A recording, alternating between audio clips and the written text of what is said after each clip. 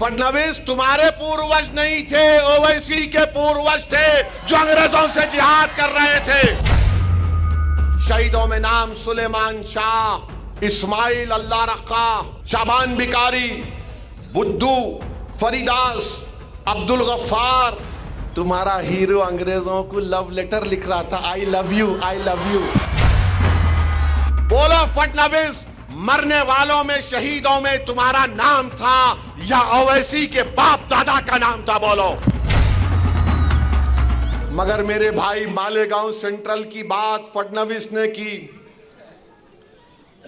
1818 में अंग्रेजों और मराठाओं की जंग हुई थी, तीसरी जंग। मराठाओं की फौज में मुसलमान थे। कौन सी तारीख को? 1818। फडणवीस, तुम तारीख में वीक हो, तुम्हारे को नहीं मालूम, तुम हिस्ट्री नहीं जानते। कुछ भी नहीं जानता, छोड़ो उन्हें। तो 1818 में अंग्रेजों के खिलाफ मराठाओं ने जंग की थी और उस जंग में मुसलमान थे। मुसलमान मालेगांव के किले पे खड़े हो गए और अंग्रेजों को से मुकाबला किया।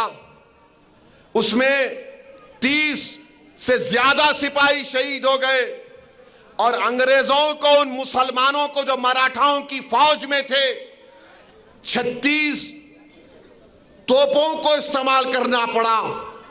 8000 गोले गिराए, 35,500 गन पाउडर इस्तेमाल करना पड़ा। फडणवीस, ये वो मुसलमान जो मराठाओं की फौज में मालेगांव के किले में खड़े हो गए थे और अंग्रेजों को मुकाबला किया। फडणवीस, तुम्हारे पूर्वज नहीं थे, ओवैसी के पूर्वज थे जो अंग्रेजों से जिहाद कर रहे थे। और फिर 1921 में मालेगांव में इनकलाबियों ने खिलाफत नॉन कॉपरेशन मूवमेंट के बाद मालेगांव के किले पे चढ़ गए। अंग्रेजों का झंडा हमने निकाला, फडणवीस तुम्हारा हीरो नहीं निकाला। हमारे बुजुर्गों ने झंडा निकाला, मालेगांव शहर को कब्जा कर लिया और उसके बाद अंग्रेजों ने क्या किया? बोलो फडणवीस, मरने वालों में, शहीदों में तुम्हारा नाम था या ओवैसी के बाप दादा का नाम था? बोलो, नाम क्या था? सुनो फडणवीस, शहीदों का नाम जिन्होंने 1921 में अंग्रेजों का झंडा निकालकर हिंदुस्तान के झंडे को लहराया।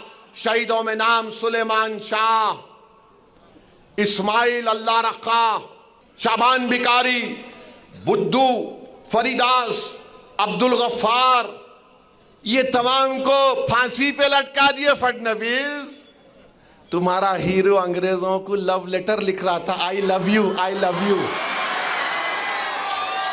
हम आई लव यू नहीं बोले अंग्रेजों को, हम बोले वी हेट यू। तुमको निकलना पड़ेगा भारत से। तुम आकर हमको जिहाद सिखाओगे? फडणवीस, अरे तुम जिहाद का जे नहीं जानते, तुम हमको क्या पूछ रहे हो? और हमारे बुजुर्गों ने अब्दुल्ला खलीफा, मोहम्मद हुसैन, इन लोगों को भी जेल में अंग्रेजों ने मार मार कर शहीद कर दिया। तो मेरे अजीज दोस्तों और बुजुर्गों, आज 20 नवंबर के दिन भी आपको एक फैसला करना है। या बुज़दिली या बहादुरी का मुजाहरा करना पड़ेगा। आप बुज़दिली का मुजाहरा करेंगे या बहादुरी का मुजाहरा करेंगे? बताओ, सोच कर हाथ उठाओ।